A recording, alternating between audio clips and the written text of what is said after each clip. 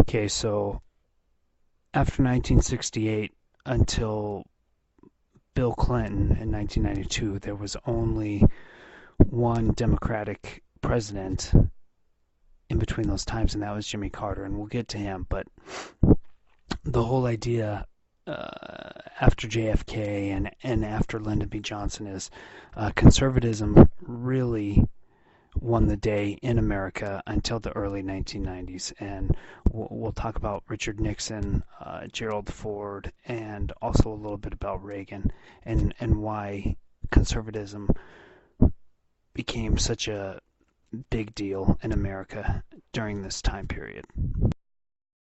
Okay, so let's talk a little bit about Richard Nixon. Interestingly enough, under him, the welfare state actually expanded. He opened up China to the United States. He improved relations with the Soviet Union, and he was really the first guy to come up with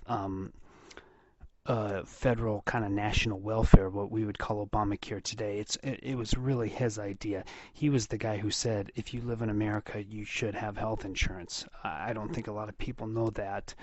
He passed that on to Mitt Romney, was the first guy to actually make it a success in America, and then obviously the president is doing it today. But uh, I don't think a lot of people know that Richard Nixon was the guy who came up with the idea. Um, e- Even though he was more of a foreign affairs guy, and we'll talk about that a lot, he expanded a lot of LBJ's Great Society movements. He just called it New Federalism instead. He created the Environmental Protection Agency. Excuse me. He created OSHA, which is basically work, labor relations, make sure everybody's keeping up with their safety precautions at work. He expanded food stamps and Social Security as well. He created the Clean Air Act. The list goes on and on. There's a lot of things that Richard Nixon did that people uh, talk about Democrats doing, but really it was Richard Nixon who started a lot of them. Um, and the whole idea of welfare, to begin with, it was a New Deal thing, and we've talked about that. But the thing is FDR made it to help poor whites. You got to understand welfare, even into the late 1960s, early 1970s, was all about helping poor whites. But by the time of the mid 1970s, especially during Nixon's presidency, this had become it had become associated with African Americans, um, and it really expanded it because of a lot of unwed mothers. There were a lot of single poor white mothers and a lot of single African American and poor immigrant mothers. And so it really starts expanding in the late 1960s, early 1970s. And so because of this, Nixon tried to create what was called a family assistance plan, or what is called a negative income tax, which basically means that every American would be able to make a certain amount of money. They would be taxed less just to make sure that they got above a certain line, just to make sure that even if you were a single mom, you would be able to care for your child. Um, Unfortunately, Congress said no to this, um, which the Congress at the time was quite Republican. So even though Richard Nixon is very much associated with the Republican Party, much of his social agenda was more centrist uh, to the left.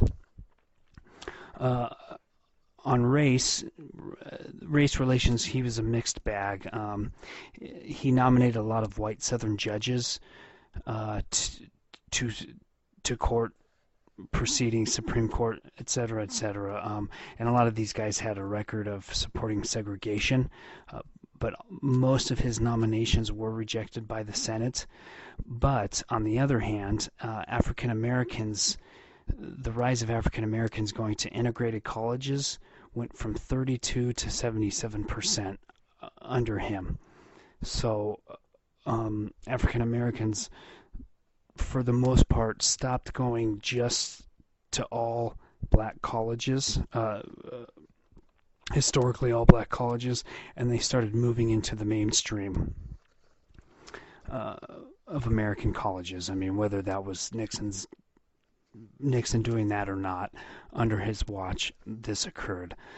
He also had a type of affirmative action, what we know of as affirmative action today, called the Philadelphia Plan. And where this started is because construction workers, especially for federal contracts, only white and non-African American people were being hired for all of these jobs, especially for federal projects. And Nixon says you can't do that. You can't hire people just because they're white or they're not African American. You need to hire the people who are qualified. And once again, this gets shot down because the skilled trade unions get really mad because there weren't that many African Americans in the skilled trade unions, and so he kind of backs down because unions are a very powerful force in Washington D.C. And even though he does back down, he still opens the debate about this type of behavior, which today we know doesn't exist. But he was kind of the first person to really, really bring this kind of affirmative action. He didn't necessarily set quotas on who you should hire and who you shouldn't. He's just saying if a person's qualified, they should be able to get the job. He also oversaw the sexual revolution, what people call the sexual revolution in America today. And whether or not he had anything to do with this is just during his time period as president. For instance, in 1975, there were over 1 million divorces in 1975, which is double. At the same time, the marriage age goes up from males were 24, females were 22. Abortions and contraceptives start to be mainstream, and we've already kind of talked about Roe versus Wade and how women's feminism is starting to move into the forefront again. This is all in the 1970s as well. And this has a big effect on American politics, culture, all of these things, because the birth rate in 1976 was 1.7 per family, 1.7 children per family, which seems pretty normal to us today. But only 20 years earlier, in 1957, it was 3.5 children per family. So it basically goes down 100% in 20 years. So by the mid 70s, you kind of have what the nuclear family, 1 to 2 children per family, what we know of as today, whereas in 1957 it was basically 4 kids per family, which is a lot. In 1972, you also get Title IX, which a lot of women today still benefit from, not just athletically, but journalism, any type of academics. Basically, what Title IX is to make sure that there were enough women in the workforce, and especially in colleges, especially those who were able and capable to do their jobs, right, or to go to college, just to make sure that everybody gets a chance. And it's really helped even into today. I mean, you can see it working. I think there's more females in college today than there are males. So a lot of that had to do with the early 1970s and the feminist movement and Title IX. And it gets kind of the ball rolling. And what this does is it really gets women in the workforce by the end of the 1970s, right? So they get the opportunity to go to college, and then by the end of the 1970s, this is really when you start seeing women doing jobs that only men were supposed to do only 15, 20 years earlier. And a lot of that has to do with the Title IX, which is a federal resolution. He also oversaw détente. which, according, which looking at the picture was all about kind of making relations between China and the Soviet Union a little more relaxed. Um, and this really disappointed a lot of conservatives because a lot of people thought that he was being soft on communism. But at the same time, he did funnel arms to dictators in Iran, the Philippines, and South Africa. And he did, and under Nixon's watch, the United States did destabilize a lot of South American governments, especially socialist governments like Salvador Allende in Chile, who actually the CIA killed in 1973. They backed Pinochet until the 1980s. Um, uh, so the just like Nixon himself, his foreign policy was a mixed bag. He did back those people, or the CIA did assassinate those people under him, but at the same time, they were realists, and especially Henry Kissinger, his Secretary of State, they realized that détente and understanding that nations kind of they don't have friends or enemies, they kind of have interests. Uh, Nixon was the first president in the Cold War to realize that the real world is more powerful than ideology. He didn't see the world in black and white. He saw the world that he realized there were a lot of gray areas. Um, and he also wanted to end Vietnam, which he eventually does. And he thought the way to do that was to thaw relations with the USSR. Um, and he realized that China and the USSR were going in different directions in the early 1970s, so he sends Henry Kissinger secretly to China in early January, and then Kissinger kind of follows him in February, or excuse me, Nixon follows him in February, and this is what we call ping pong diplomacy, because what they did is they sent the American ping pong team over to China, and they played the Chinese national team in ping pong, and at the same time that kind of thawed the relations, and then Kissinger follows right after.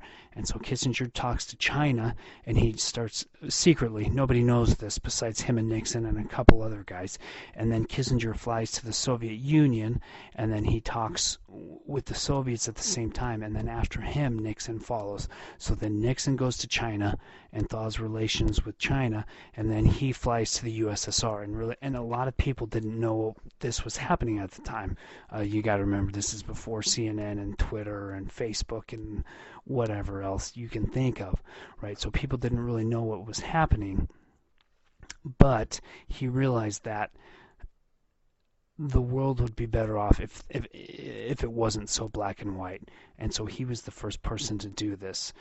At the same time, right after ping pong diplomacy, and after he secretly visits the Soviet Union and America come up with the SALT Treaty, which is the Strategic Arm Limitation Treaty, and they talk about not building any more intercontinental missiles to move warheads. They talk about not building any more warheads. The whole idea of mutually assured destruction is kind of going away. And they also talk about no more building of defenses, because when you build defenses, that means you're building it and you feel like you're safe. So when you feel like you're safe, you'll build more bombs. And so really Nixon is the first, well, not really, he is the first president to visit the Soviet Union ever. And at the same time, and most of this was kind of secret at the time, and he also signs bills to make sure that the nuclear war does not get out of hand. So even though he does get a bad name and he does do a lot of bad things, these are some of the things that happen under his watch. Alright, so one of the things that Nixon got elected on was he was going to end the Vietnam War. And so what he did was a gradual withdrawal of U.S. troops, and he called it Vietnamization, meaning we're going to turn this war into a war between the Vietnamese people as opposed to Americans helping the South and the Chinese and the Soviets helping the North. But even though he came in and he said this was going to happen, it didn't limit the war or the protest in the early stages. In 1970, the U.S. still went into Cambodia, which was a neutral place, and to cut off supply lines of the Ho Chi Minh Trail, which some of you are probably aware of. Uh, and really what that does is it destabilizes Cambodia, and what you get out of all of that is the Khmer Rouge, which is a terrorist organization. Um, you also at the same time had a lot of protest on college campuses, especially, and this is when you watch this video of Neil Young singing about Kent State.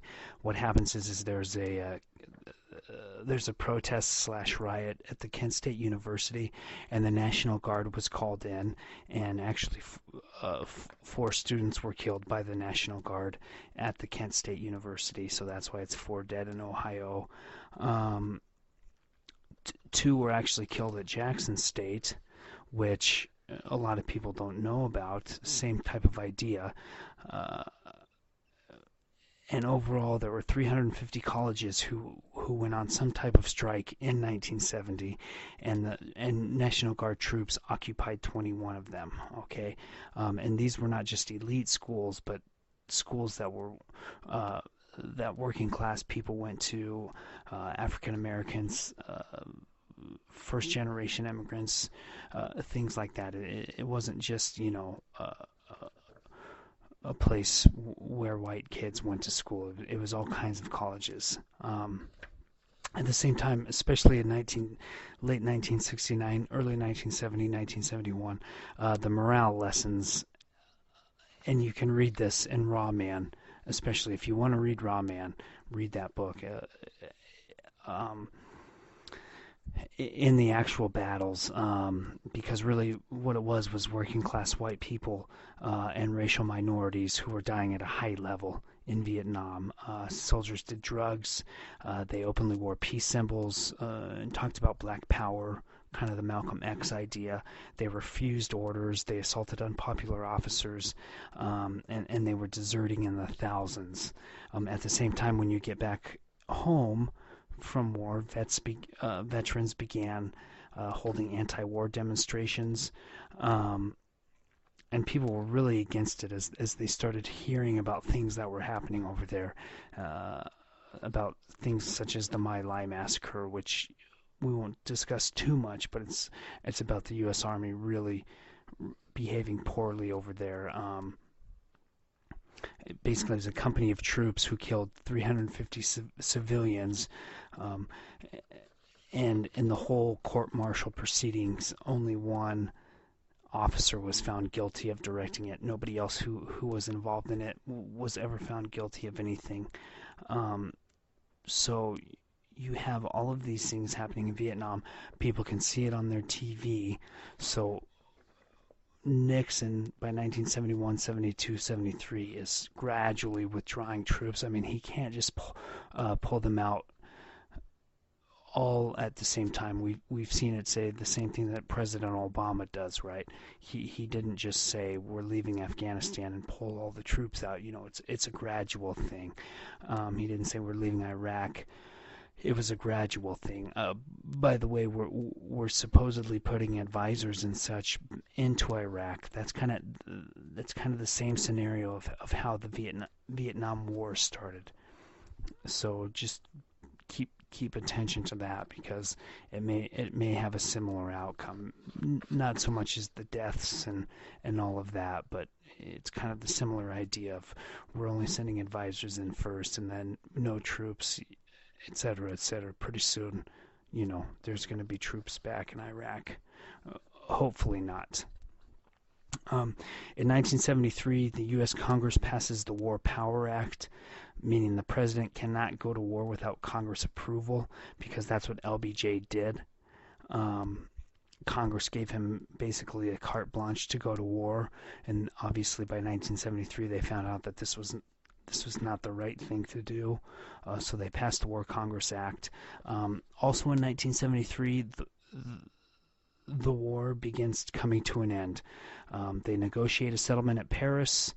Um, and even though the South Vietnamese and the Viet Congs were still fighting in 1975, the last offensive was launched then.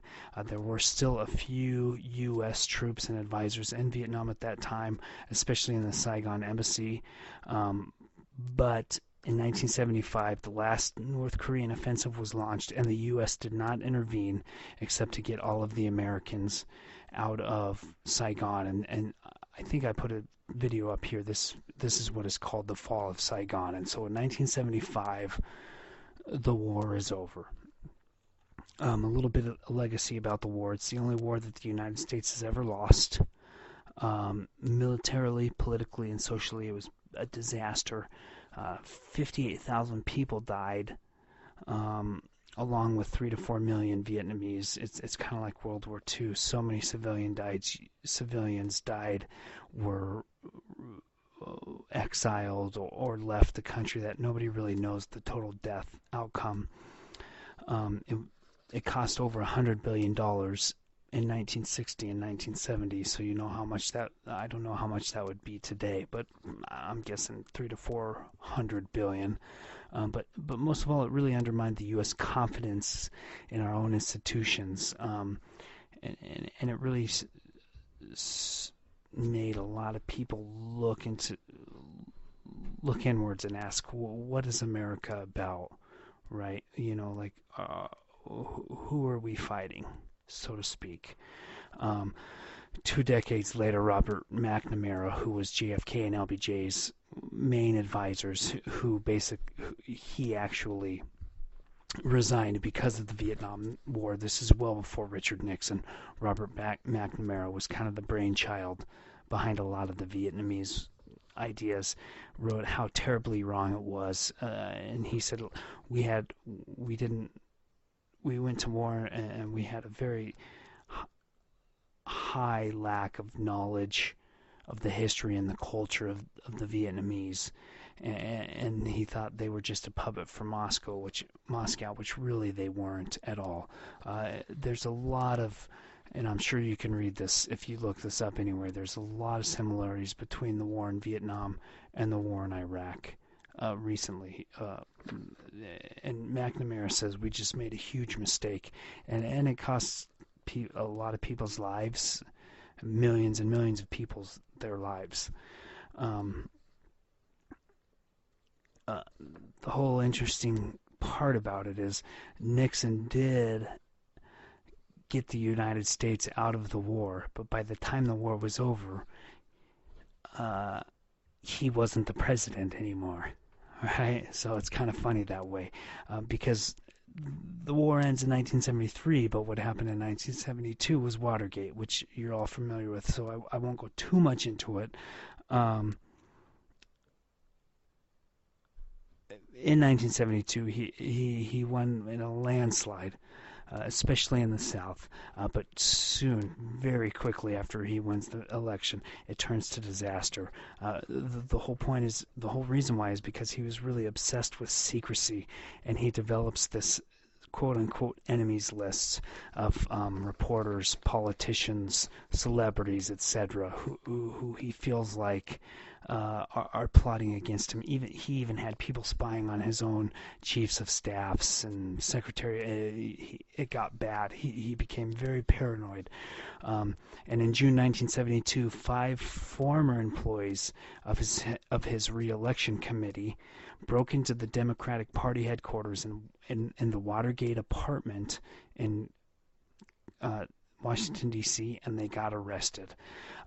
No one still knows what they were looking for, and it really was not a big deal until the trial in 1973, when the judge wanted to find out who was responsible, and then two Washington Post journalists, who are very famous, I'll let you look them up, very, very famous journalists, maybe the 2 most famous journalists in United States history, begin publishing stories how the people close to the president ordered it, and how they were trying to cover it up.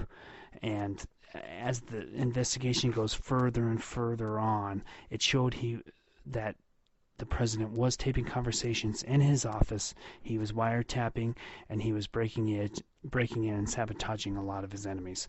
Now, nobody still to this day knows whether he was truly involved with the Watergate scandal, with his former employees spying on the Democrats. They just know that once the investigation kept going, they found things about him that he was doing things that were similar to that. Okay? Um, so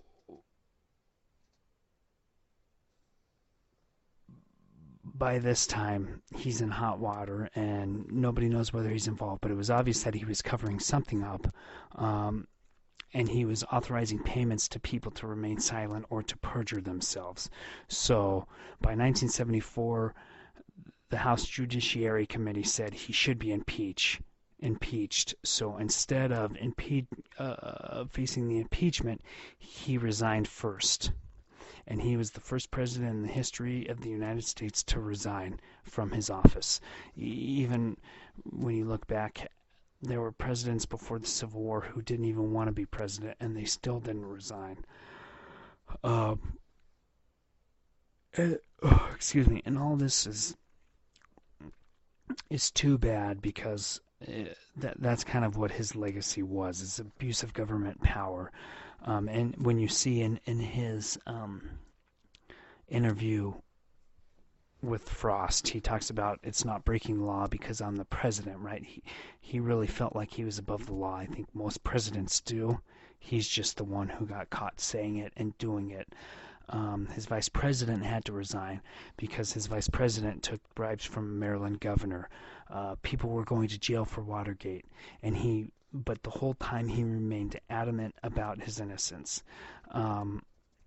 After he left office, Frank Church, who was from Idaho, by the way, Frank Church, I'm sure a lot of you have been to his wilderness, led a committee showing the abuse since the beginning of the Cold War of the United States government on its own citizens, how they were wiretapping things. Kind of sound familiar, right? The FBI was spying on Americans.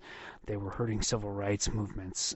They may or may not have assassinated JFK, et cetera, et cetera. Those are all conspiracy theories, what have you. But Frank Church led this committee.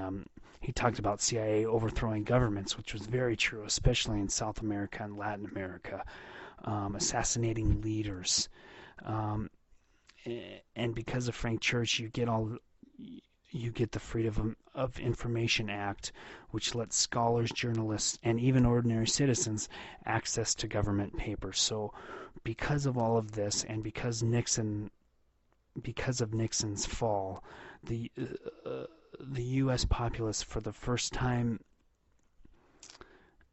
basically ever, realized that perhaps the government may or may not know what they were doing at any given moment.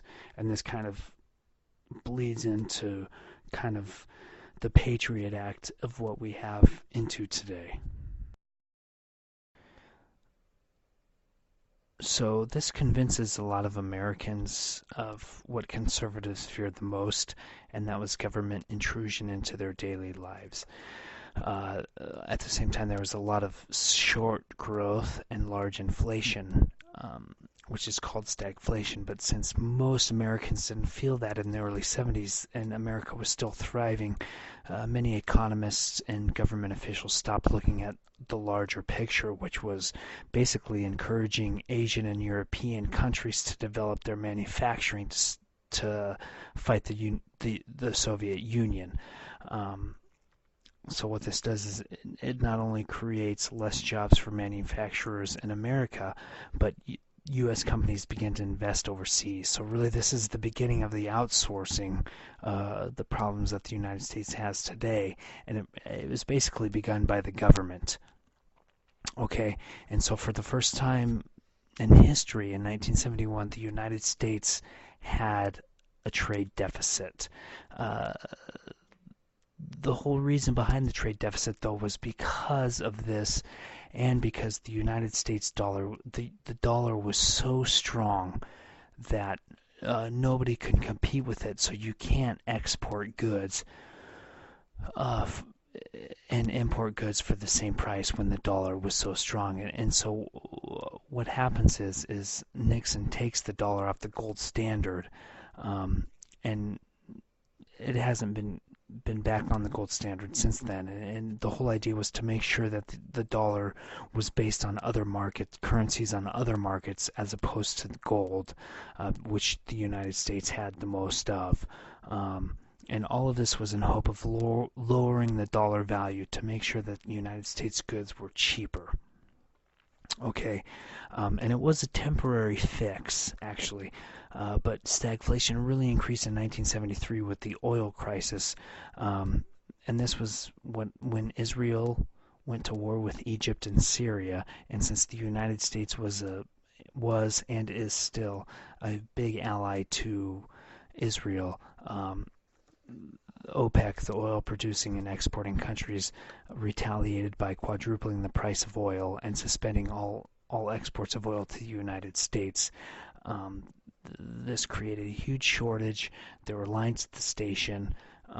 There was rationing, etc., etc. And the United States and the world economy, I believe, still, and a lot of historians and economists still agree today, economists agree today that the world hasn't gotten back from this whole the world economic scene was booming until 1973, and it hasn't got back to where it was since 1973 because of this.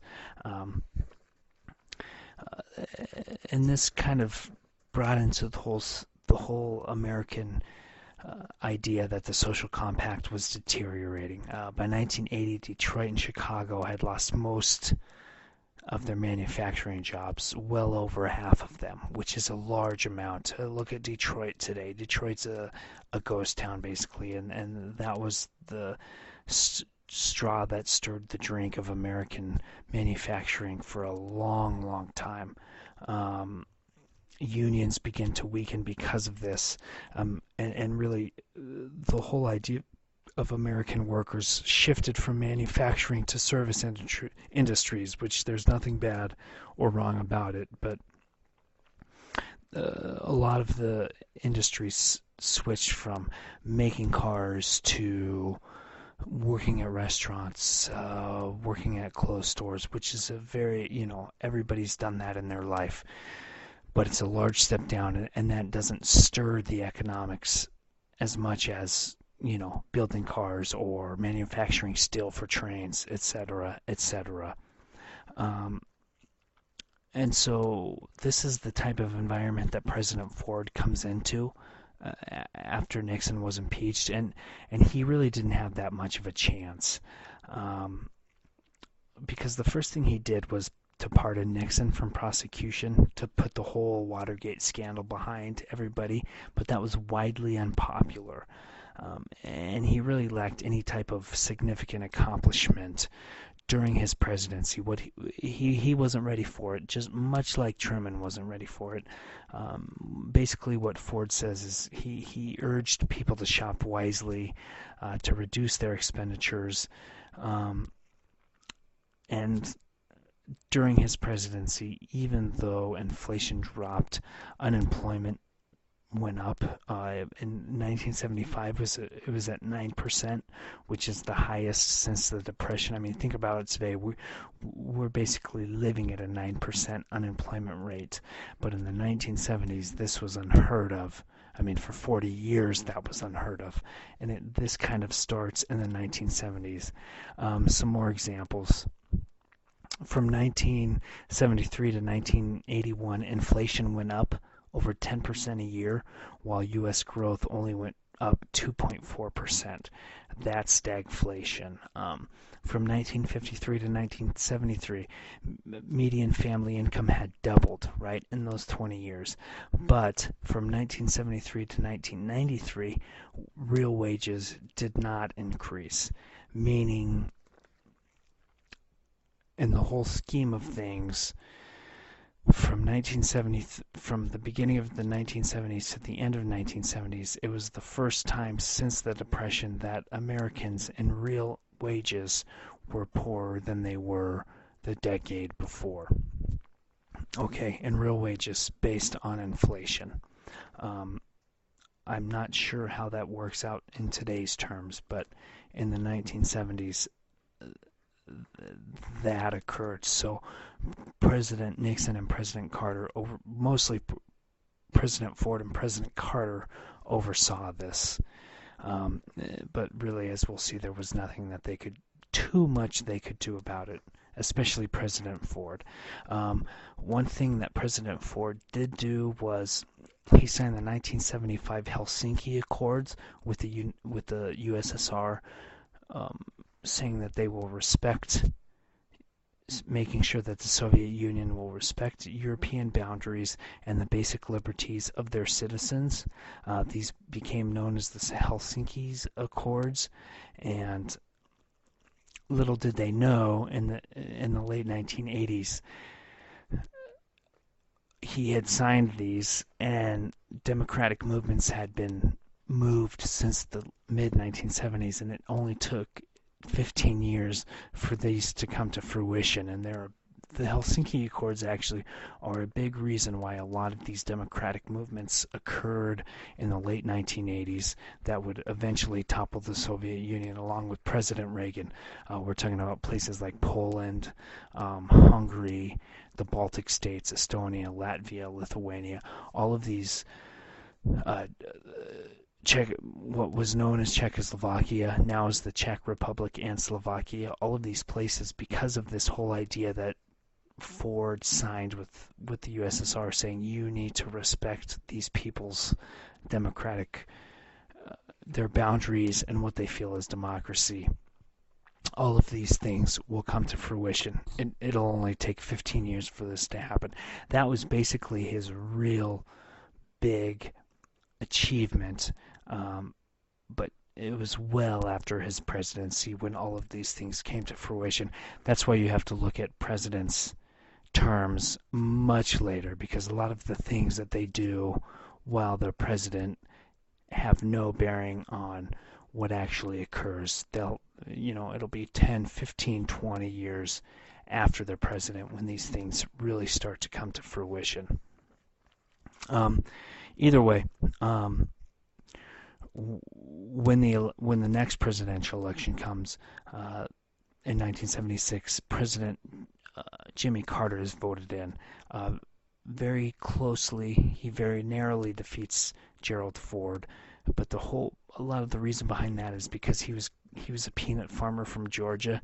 He was the governor of Georgia. He wasn't really known outside of the South.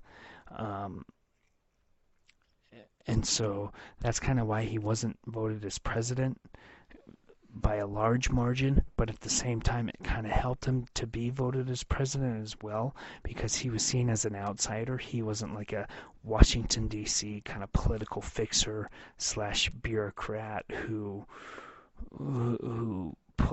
politicianed his way to the top.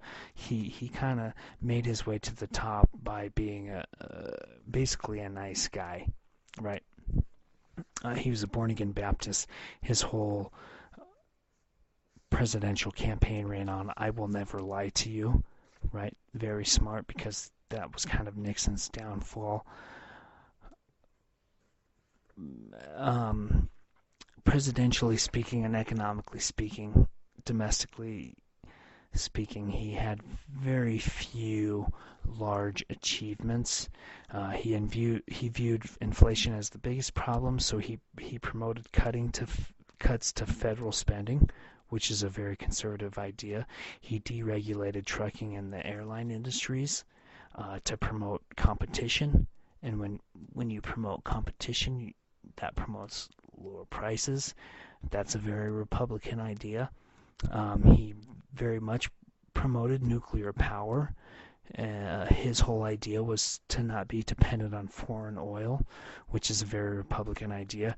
Nowadays, most presidents promote nuclear power because it's the safest, cleanest way of energy. It's the most powerful. It's the most potent.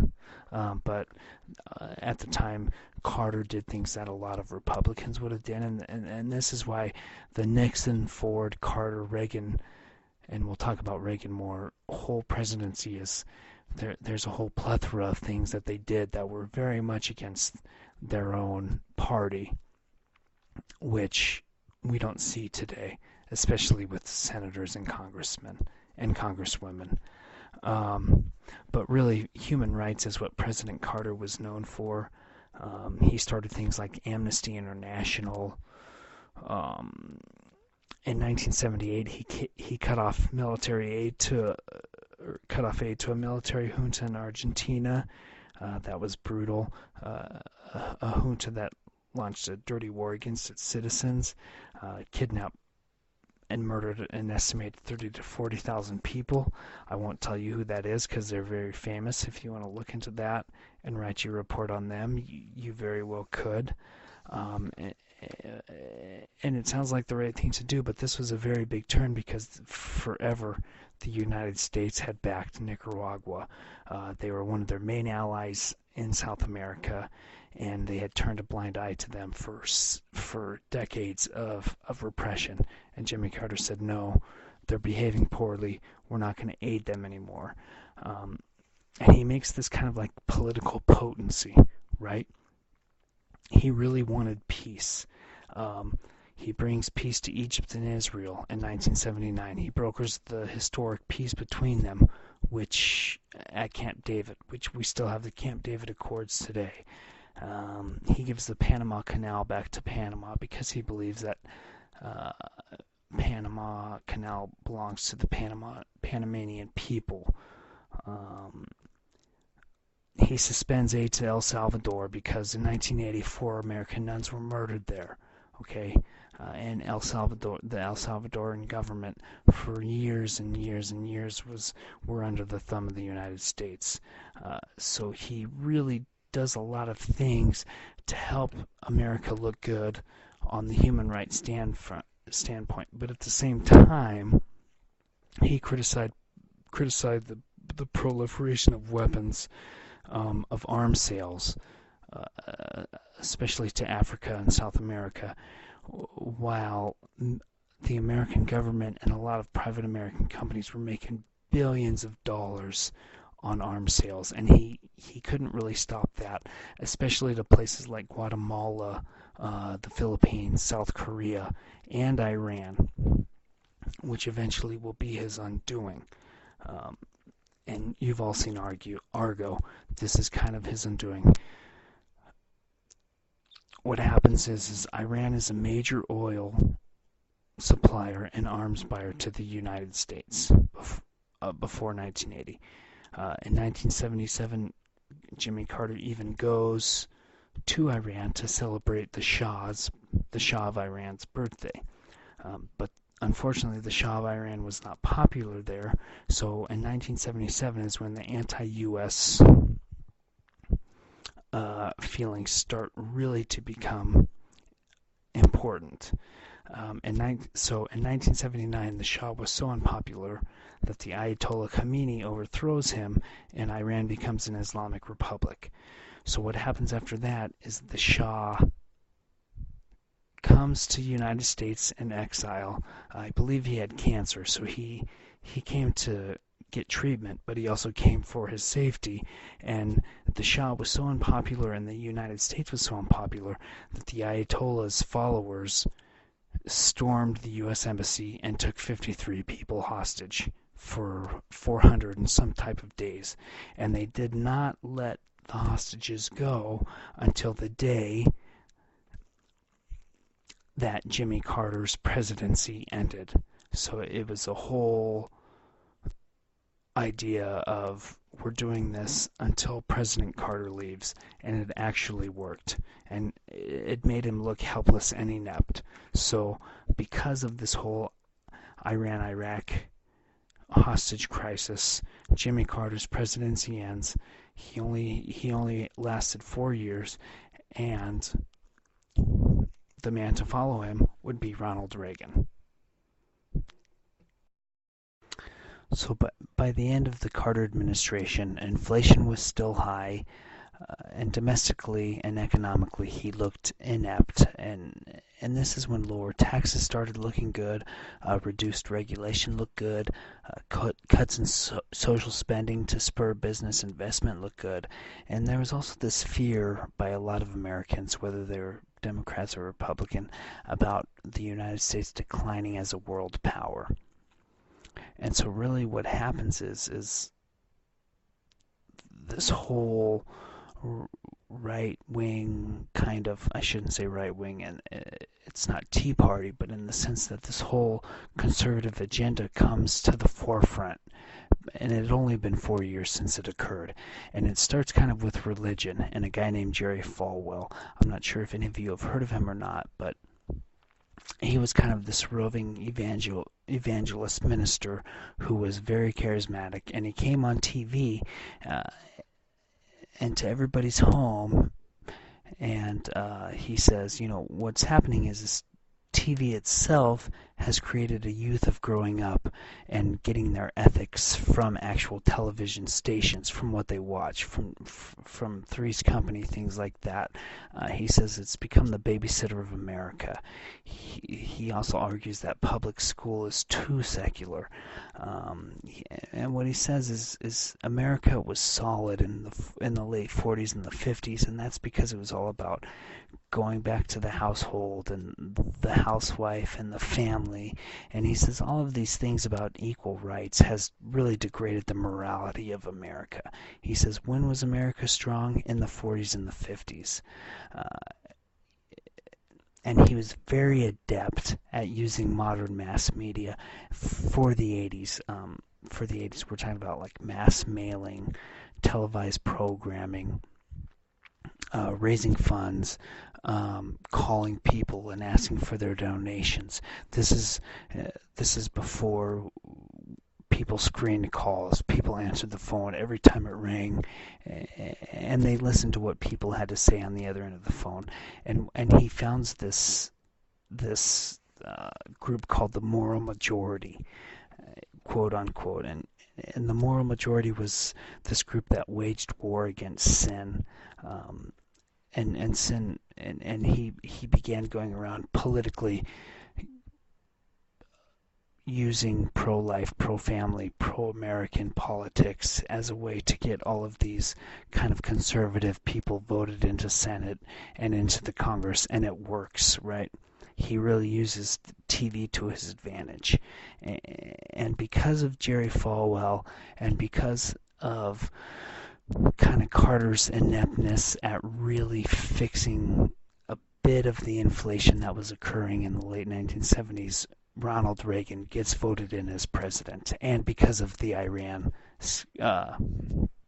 hostage crisis, Reagan kind of has his own revolution, so to speak. Little background on Ronald Reagan. He was originally, because he was an older gentleman when he was voted in to presidency twice by a large majority, both times. He was originally a New Deal Democrat. He was a very well-known actor as well, and he was the governor of California.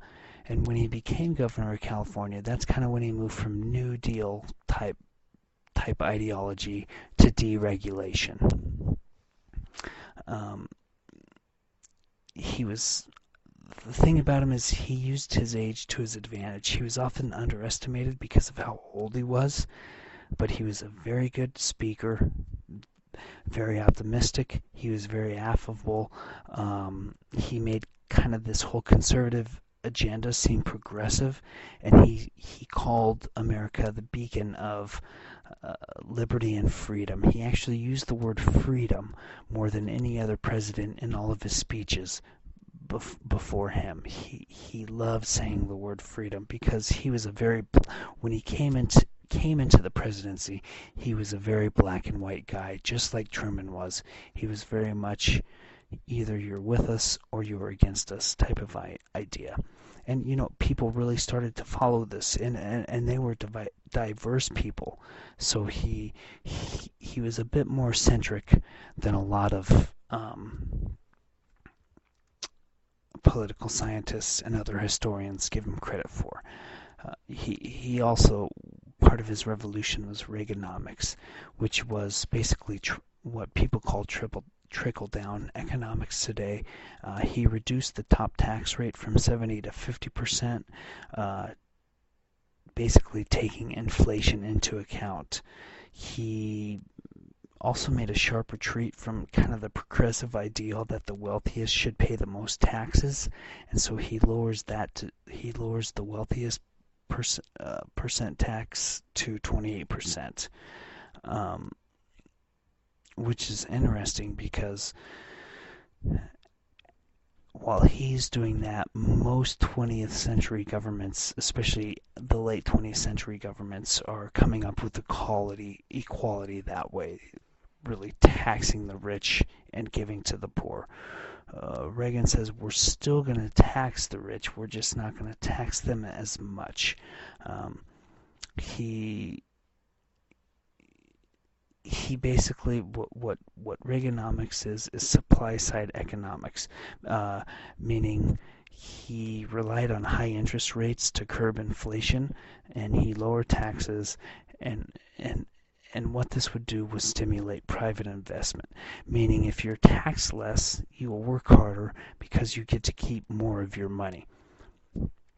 So his whole idea is if I take a little less money from the rich people, and they're rich for a reason, right? He says because they're the ones who own the businesses, they're the ones who work the hardest, etc., then they'll spend more money, and then the middle class people will feel the effect of that because then they get a little bit of that money, and so forth, right? So that, so it's all about trickle down, right?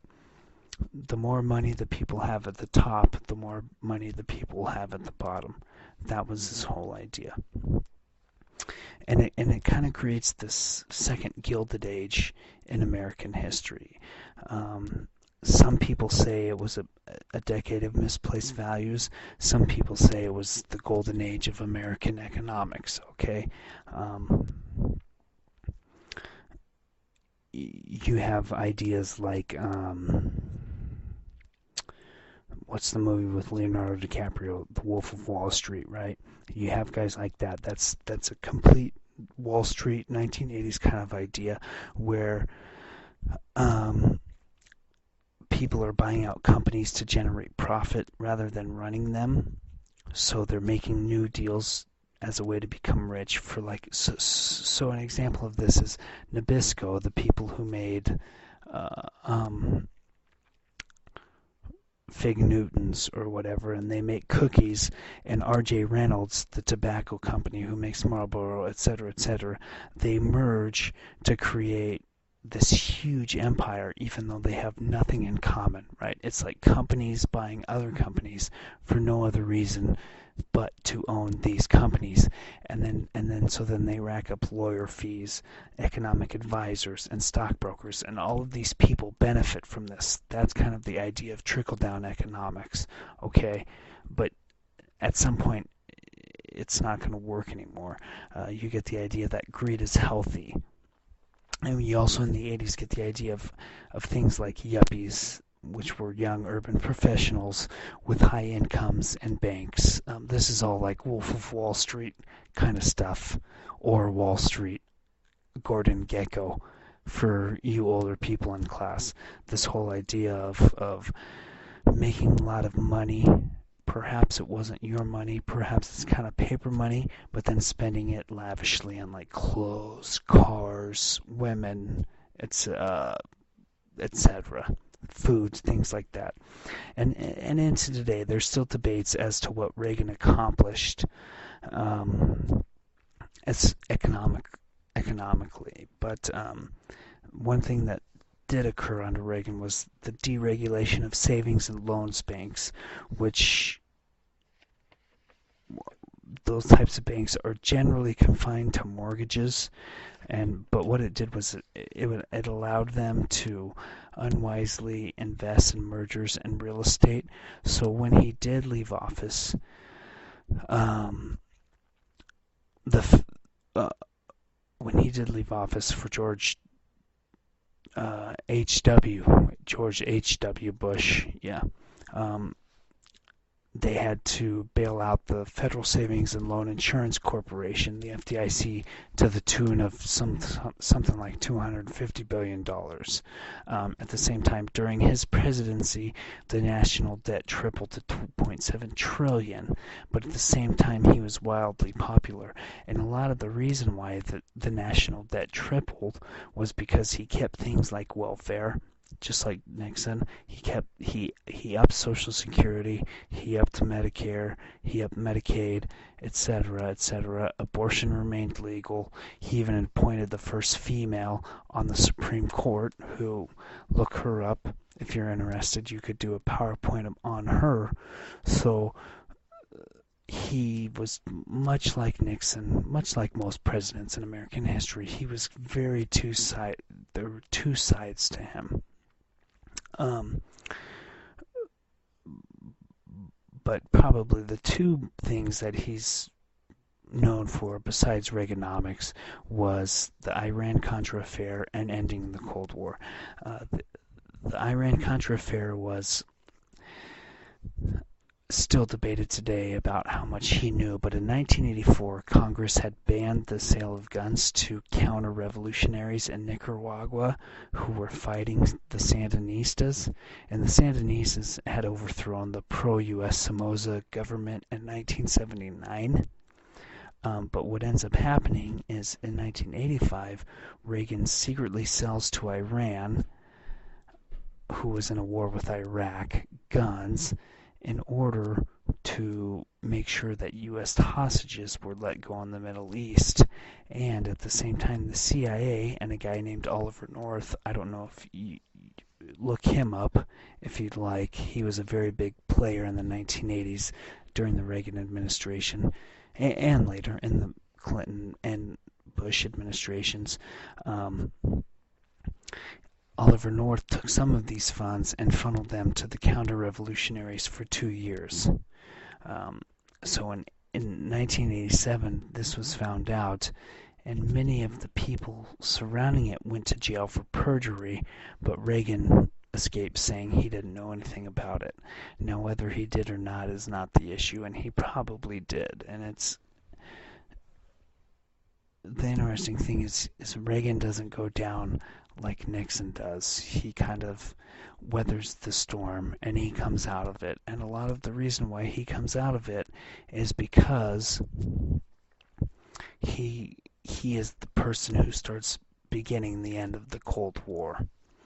And there's a lot of reasons for that, and we won't go too deep into it, but the whole idea is he came into the presidency as a black and white guy, like either you're with us or you're against us. But then he meets Mikhail Gorbachev, and Mikhail Gorbachev kind of softens the rhetoric, and they both kind of begin talking about how can we end the Cold War together. And the funny thing is they genuinely liked each other. I saw Gorbachev speak about 9 years ago, maybe 10 years ago, in Fort Collins, Colorado, at Colorado State University. And he talked about, what is that, 15 years after the Cold War ended, 14 years after, how much he genuinely did like Ronald Reagan and vice versa. Like, they were good friends. And so because of these guys, they sat down, and even though Gorbachev admits that he didn't want the Soviet Union to end, he just wanted it to reform. What Reagan does is he kind of forces their hand by spending so much money on defense and other things, and signs treaty engagements with the Soviet Union. Basically, the Soviet Union was crumbling from the inside, and Reagan and his advisors and a lot of economists knew that this was occurring. And Gorbachev did too. So by the end of things,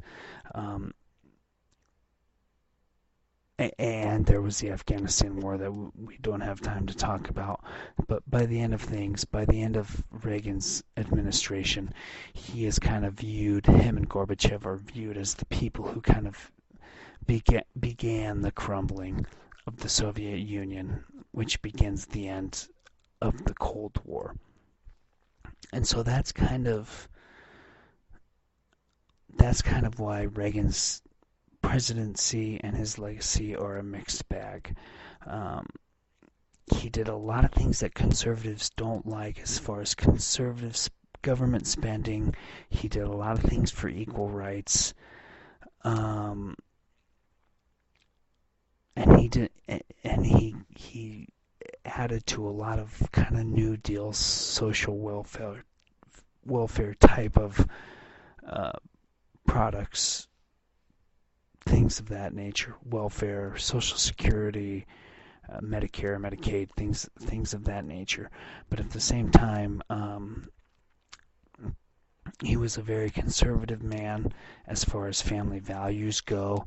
Um, there were a lot of plant closings, there were a lot of job losses, and there were a lot of devastated communities, even though the government was spending a lot of money, because the government was spending a lot of money on the military.